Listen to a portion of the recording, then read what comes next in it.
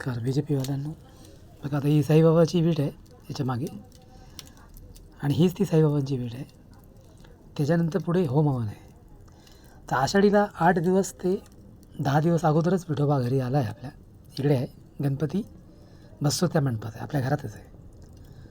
आणि दुसऱ्या बाजूला आई रुक्मिणी न आल्यामुळे आपण काय करत आहे की आई रुक्मिणीला बोलवण्यासाठी हा यज्ञ केला आहे की ती यावर्षी आपल्याकडे आली नाही. त्याचं कारण काय? आणि शत्रू काय करतो आहे रामभाऊ, तो आपल्यावरती खतरनाक प्रयोग करत आहे. मला हसायला येते त्याचं 3 दिवसापासून. तो आपल्यावरती डेंजर प्रयोग करण्याचा प्रयत्न करत आहे. त्याला वाटतं आपण त्याचं बाळ आहे आणि त्याची विद्या आपल्यावर चालेल.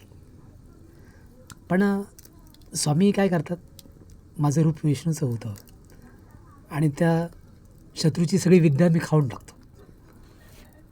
तर अशा प्रकारे हे विज्ञान आपल्याला रुक्मिणी आई देत आहे, ह्या होमातून देत आहे. तर हा होम आपण जवळजवळ बऱ्याच वर्षापासून करत आहे रामभाऊ. ह्या होमामध्ये सगळ्या सिद्धी प्राप्त होतात आपल्याला. हे अग्निहोत्री होम नाही.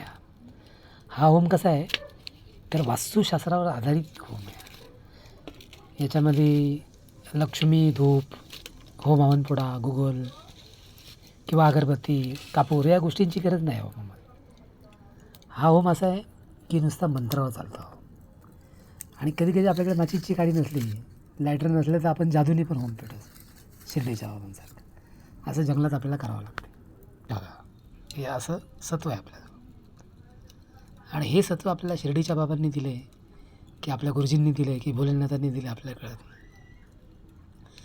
आज अजिंठाची यात्रा चांगली झाली माझी, आणि आज विठ्ठलाचे मोठे भाऊ आहेत, त्यांना भेटायला गेलो असं. बरोबर. मग आई रुक्मिणीनं आल्यामुळे आपल्याला वाईट वाटत आहे की आपल्या घरामध्ये आई रुक्मिणी का येत नाही आहे. गणपतीला तर तिला आपण बोलवणारच आहे कुठल्याही परिस्थितीत. बरोबर. तर असे हे आपल्या नशिबाचे धडेपवाडे असतात रामभाऊ. खूप कठीण गोष्टी असतात नशिबामध्ये. आणि 23 ते 24 दिवसानंतर काय होतं, ह्या घरामध्ये निगेटिव्ह शक्ती आपला शक्यतो घेरण्याचा प्रयत्न करतात. म्हणजे लांब पण कुठे गेलं ना तर BJPवाले आपली स्तुती करतात. पण जी माणसं ह्या समाजाचा घटक आहे, ह्या मातीचे मालक आहेत, ती माणसं दुश्मनासारखी आपल्याला कोसत राहतात. म्हणजे खूप लांब गेलो होतो मी, ही लाकडं आणायला खूप लांब गेलो होतो. एक नामदेव नावाचा एक भक्त आहे ज्योतिबाचा, त्याची अर्धी लाकडं आहेत आणि अर्धी दुसऱ्या मित्रांची लाकडं आहेत. तर ही लाकडंसुद्धा मुंबईमध्ये विकत मिळतात, फुकट काय भेटत नाही. बरोबर.